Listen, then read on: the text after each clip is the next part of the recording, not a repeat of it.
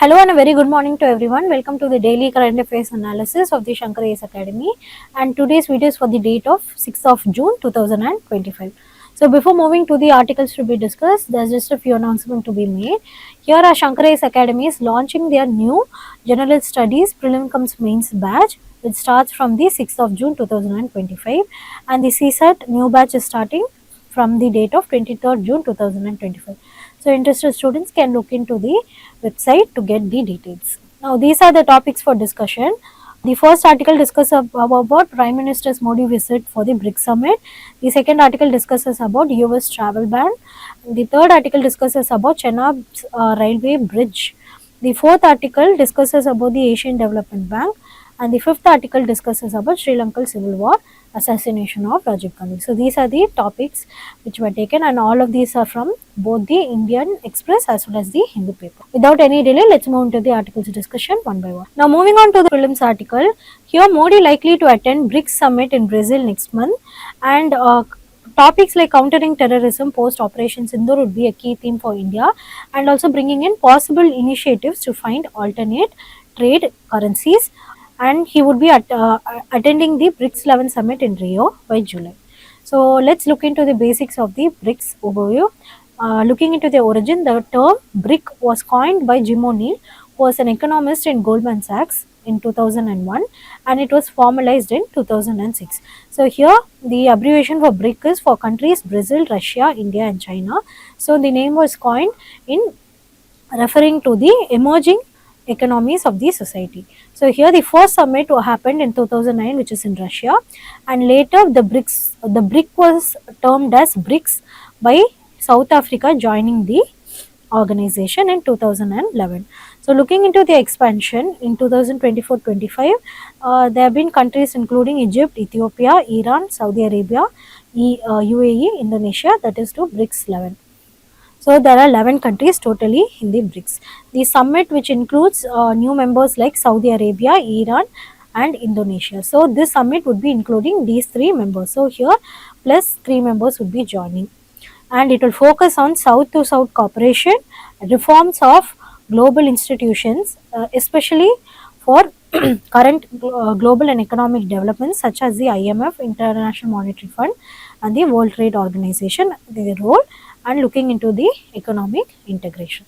Now looking into the key features and initiatives of the BRICS, here looking into the economic power, they consist almost 40% of the world's population and approximately 30 to 37% of global GDP, including all of those countries. So the new development banks, or the NDB, is created by the BRICS.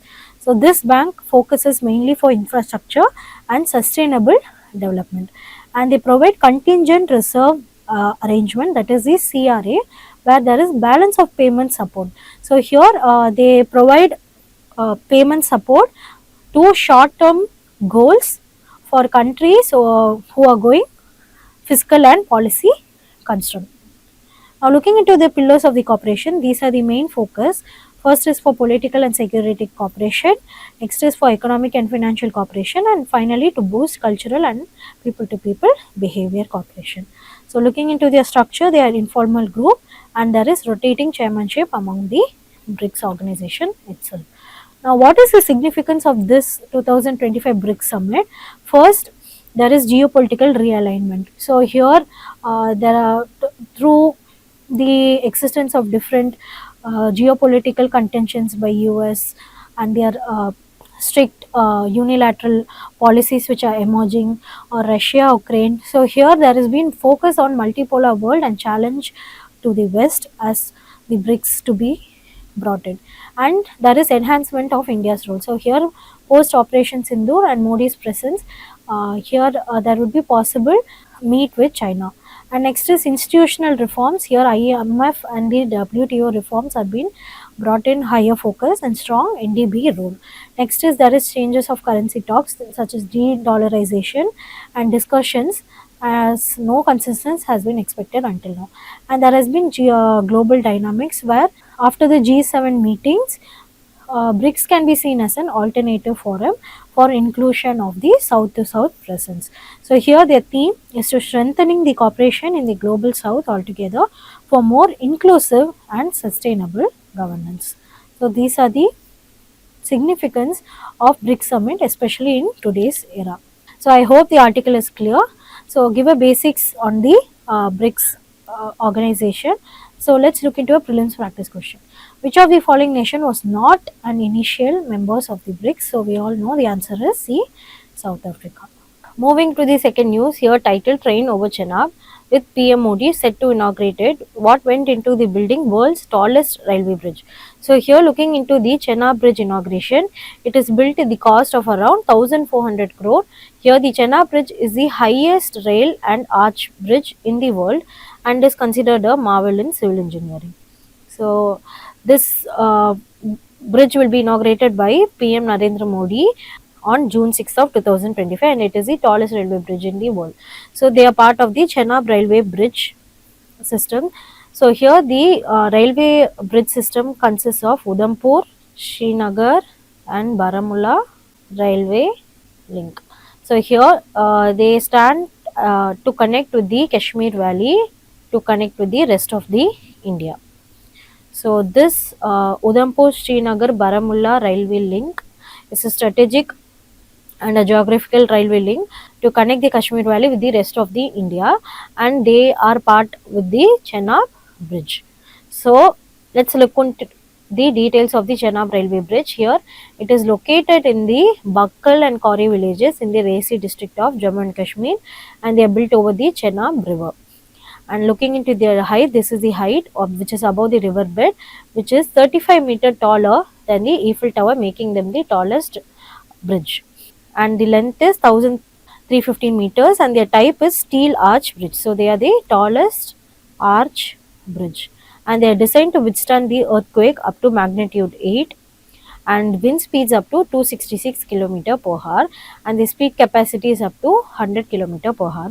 The lifespan is up to 120 years, and they are built by the Konkan Railways plus Afghan Infras plus the Korean and German firms in collaboration with. So they are also part of the DRDO, DRDO, that is Defense Research and Development Organization, along with the Geological Survey of India.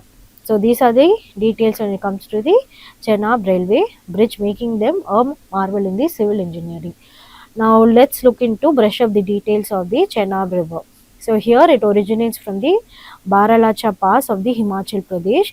They are formed by the confluence of Chandra and Baga rivers at Tandi, which is in Laol and Spiti district. So here in the upper streams they are known as Chandrabhaga.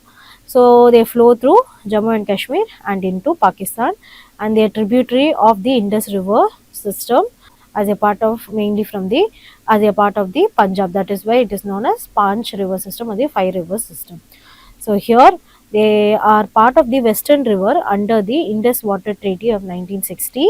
As we all know, the Indus, Jhelum and Chenab are part of the Pakistan, whereas the Ravi, Beas and Satluj are part of India according to this treaty. And we also know that they flow through the Shivalik as well as the lower Himalayas, and they are known for their deep gorges and their hydroelectric powers and their potential. So here these are the major hydro projects, that is Bagila Dam, Salal Dam, Dal, Hasti, Ratle and other major hydro projects. So here Chenab, Jhelum would be joining Chenab, and Chenab ultimately will be part of the Satluj. So make sure that you know the mapping of the five river system and look into the tributaries of Chenab. So these are the basics when it comes to the Chenab river. So I hope the article is clear, and let's look into a prelims practice question. Consider the following statements about the Chenab river. It is the highest railway bridge in the world, located in Jammu and Kashmir. The Chenab river over the bridge is built is a tributary of the Indus Valley. The bridge is designed to withstand earthquakes, high speed winds and blasts. So which of these statements are right? So yes, all of these statements are right. So the option is option D, 1, 2 and 3. India's shared deep concerns on the ADBs, that is the Asian Development Bank's $800 million loan to Pakistan. So here on Tuesday there was an approved of 800 million program to strengthen the fiscal sustainability and improve the public financial management in Pakistan by the Asian Development Bank. So here India has raised serious concerns regarding this decision by the Asian Development Bank to provide the loan to Pakistan.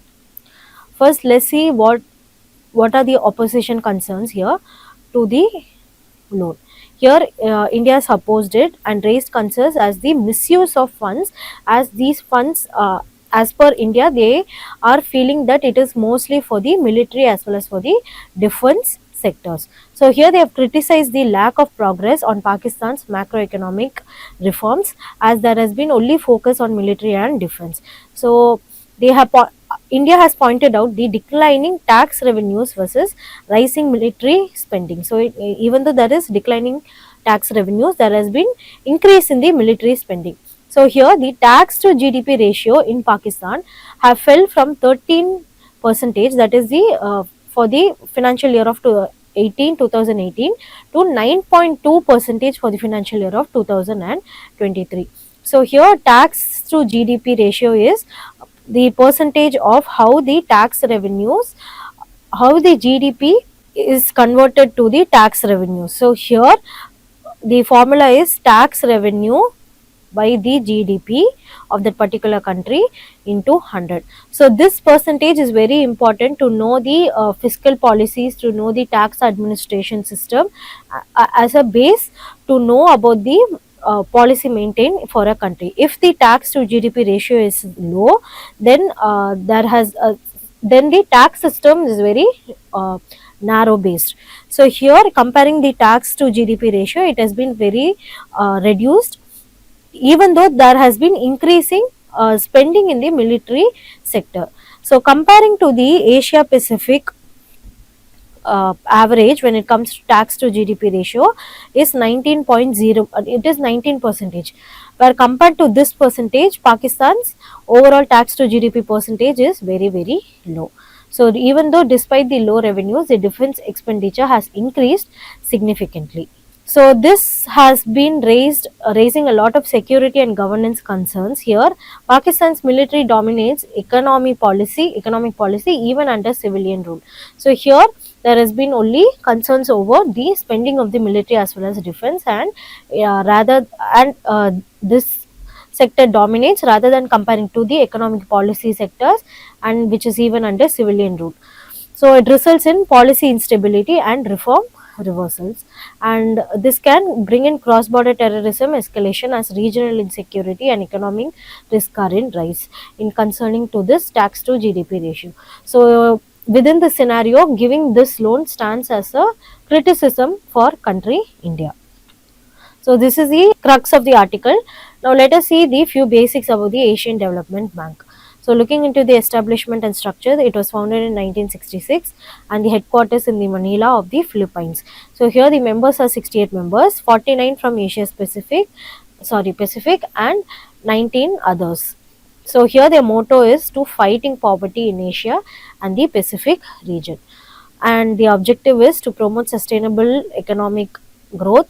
So here they have connected their objectives along with the sustainable development goals such as education, poverty, transport, climate change, infrastructure and energy sector. So these 6 are the main goals of the Asian Development Banks. And next is to reduce their poverty, to boost regional cooperation, enhance the infrastructure, governance and environment. And looking into their functions, they mainly provide loans, grants and technical assistance to the countries, especially during natural disasters, policy advice, and it also works with the governments, private sector and civil society, and it works along for the finance development projects such as the transport, energy, water and education. So here India, looking into India and ADB, India is one of the founding member and a major borrower, and the ADB supports India's infrastructure, urban development, energy and climate change. So here the 5 countries which are having their most shares would be US, Japan, which is almost 15% of the shares, and next is China and India and Australia. So these are the 5 major countries which has their shares in the Asian Development Bank. So look into whether Asian Development Bank is a public or a private agency. And I hope the article is clear. Let's see a prelims practice question. Consider the following statements regarding ADB. It has members only from Asia Pacific region. It raises funds from international capital markets. India is one of its largest borrowers. Which of the statements given above are right? So here, of course, the first one is not right. It doesn't have members only from the Asia Pacific region, and rest of the statements are right. So here the answer is 2 and 3 only. Now moving to a mains article here, Trump announces travel ban which are affecting dozens of countries including Afghanistan and Iran. So here US President Donald Trump have signed a new travel ban proclamation on June 5th. Here it revives the 2017 Muslim ban policy with broader coverage more. So what are the countries affected first? So the full travel ban has been imposed on Afghanistan, Myanmar, Chad, Republic of Congo, Equatorial Guinea, Eritrea, Haiti, Iran, Libya, Somalia, Sudan and Yemen. So these are the countries which are having full travel ban. The rest of the countries where they are having heightened restrictions would include Burundi, Cuba, Laos, Sierra Leone, Togo, Turkmenistan and Venezuela. So here the critics are that it is mostly Muslim countries which have been banned for the travel. What are the reasons for the ban given by the US? So here based on Jan 2025 executive order, so here the countries are assessed for reasons such as hostile attitudes towards the US. So this is one of the reasons that why these countries were given travel ban. And the next reason would be for security threats posed by their citizens. So the citizens of those countries are opposed or criticized with the security threats reasons. So these are the reasons why they are having travel ban, and these countries are assessed for these reasons. So here it was justified by Trump as a step to protect the US national security. So for its country, for its development and for its people, here Trump brought this travel ban because to protect the US national security as a whole. So looking into the background here, there has been a similar ban before imposed in 2017 where it was targeting the Muslim majority nations. So here it was nicknamed as the Muslim ban. So it faced global protests and legal challenges across the various countries. Now there has been a feeling that this is the revised version which is upheld by the US Supreme Court in 2018, and this revised version is now being imposed in 2025. So what are the impacts first? First is the geopolitical and diplomatic concerns. Here it strains the US relations with affected countries, especially for example Iran and Venezuela. So here there has been a strong criticism from OIC, I think Organization of Islamic Cooperation, then especially the UNHRC, that is the UN United Nations Human Rights Commission, and civil society. So it includes many communities, which includes both women and children also. Next is for the humanitarian reasons. Here there has been reasons such as family separation or student professional entry restrictions, especially for the development, and it impacts the students, especially it impacts the refugees as well as the asylum seekers. So here the UNHRC brings their major concerns. So because of this travel ban, many people who have been part of the US culture, they have been facing family separation. So next is the legal and political concerns. Here likely court challenges within the US in itself, and it may energize civil liberties and immigrant rights groups. So as we all know, US is one of the most largest diverse countries through the inculcation of different people from different communities. So here it raises concerns on all of these civil liberties as well as on immigrant rights groups. And next is the economic concerns or impact. Here it affects the US universities and healthcare sectors dependent on international visitors. It impacts the travel as well as the medical tourism especially. So what is the way ahead? First is to have a legal review. The US courts have to reassess its constitutionality as the US So here we have seen the US Supreme Court have upheld this revised version. Next is having a diplomatic engagement. First, affected nations can raise concerns or may raise concerns at their global forums. So there is fair and legal address of these concerns. Next is, and also inculcation of different countries for peacemaking talks. Next is having domestic debate, as I told here, bringing in renewed US discussions on immigration versus rights, including different parties and different countries having different perceptions. And next is having global precedent. It might inspire similar bans in other countries also. So I hope the article is clear. It gives us a broader perspective on how different countries and different communities are challenged, especially by such a one of the biggest nations of the society. So here this is a mains practice question. Try to answer this question. The recent revival of unilateral policies. See, unilateral policies is one of the strong words used here. As we all know that US been a multilateral country, its focus or its policy shift on being a unilateral country, unilateral policy concerns are raised. So the recent revival of unilateral policies by the US, such as travel ban, has implications for India's diaspora and diplomacy also. So here examine the impact of such policies on India-US relations. Now moving back to the last mains article, circling back to Rajiv Gandhi's assassination in a traumatic moment in the Madras history. So here on May 21st, 1991, former Prime Minister Rajiv Gandhi was killed by an LTTE suicide bomber at an election rally in Sriperumbudur near Chennai.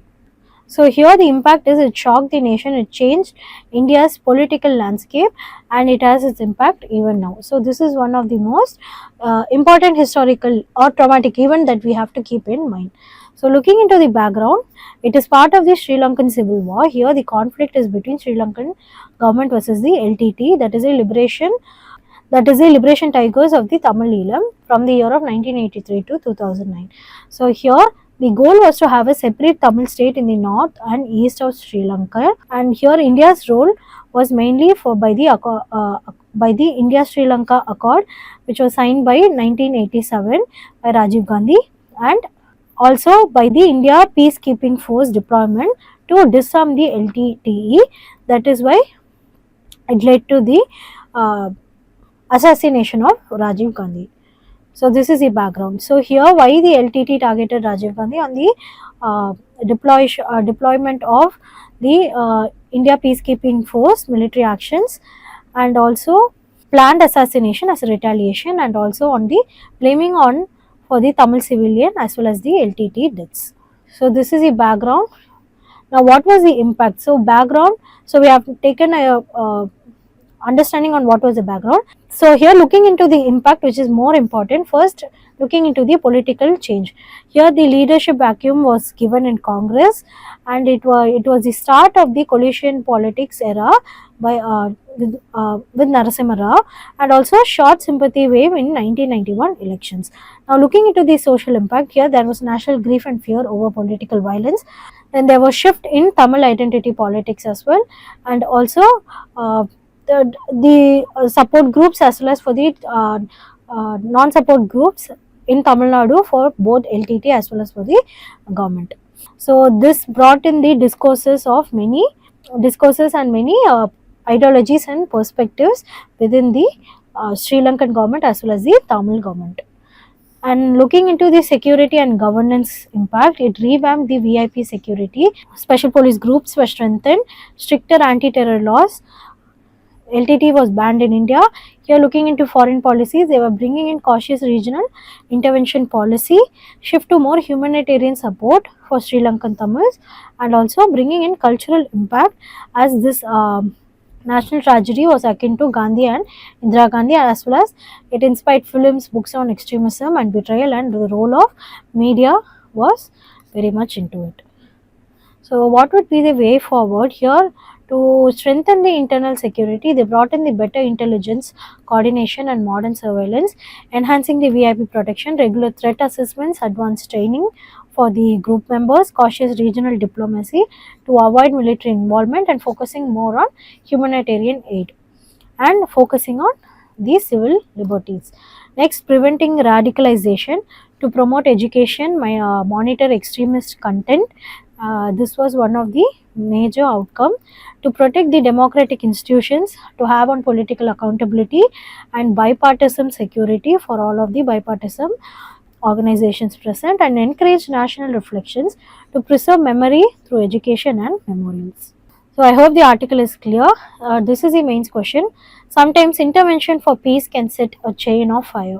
Discuss in the context of India's involvement in Sri Lanka and its impact. So thank you so much for watching this video. Hope you give a like, comment and share, and further not to miss any other content, subscribe to our channel. Thank you and have a nice day.